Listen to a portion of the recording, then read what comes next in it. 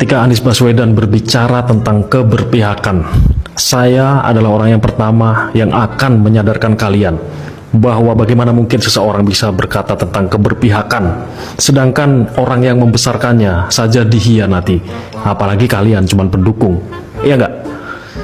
Ketika Anies Baswedan berbicara tentang gagasan besar yang dia miliki, ya, gagasan besar, bagaimana mungkin seseorang yang berbicara tentang gagasan besar bisa menolak yang namanya hilirisasi?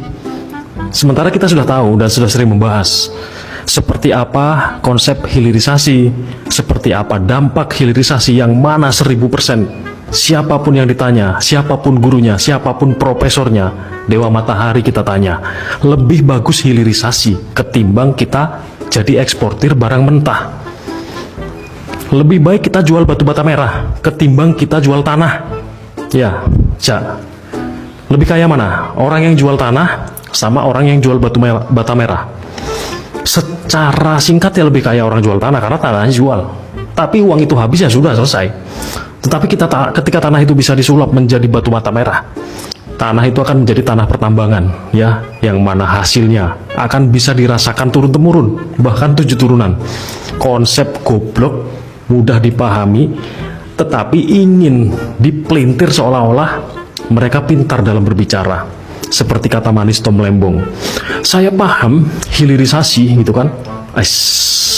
Kami rakyat Indonesia udah paham kok.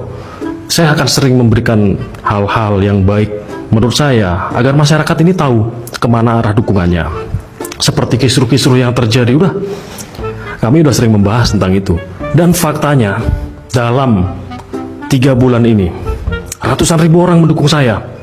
Bukan berarti 3 bulan ke depan tidak akan berubah menjadi 200.000 orang. Bisa-bisa mengungkuli followernya Ferry Irwandi. Enggak sombong, tetapi orang yang berani bersuara tentang kebenaran dan tetap berada dalam idealismenya, maka dukungan akan datang dari masyarakat secara besar dan secara konsisten. Karena kita berada di tahap-tahap yang selalu konsisten. Ya, teman-teman bayangkan, bukannya saya tidak mendapatkan tawaran atau bagaimana, teman-teman ya. Saya lebih memilih menjadi seorang afiliat. Saya lebih memilih menjadi seorang pedagang kopi. Saya lebih memilih menjadi seorang yang menghasilkan uang saya dari berjualan, ketimbang saya harus menjadi influencer, ketimbang saya harus berbicara tentang hal-hal yang tidak sesuai dengan ide dan pikiran saya.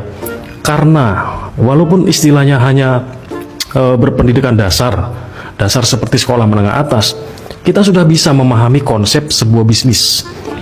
Akan jauh lebih baik ketika kopi itu saya jual dalam bentuk bubuk kopi yang siap seduh, ketimbang kopi itu saya jual gelondongan biji kopi seperti itu. Akan lebih bagus saya jual gabah kering giling ketimbang gabah kering panen. Dan akan jauh lebih bagus ketika saya menjual gabah itu dalam bentuk beras, karena harganya akan meningkat. Iya nggak?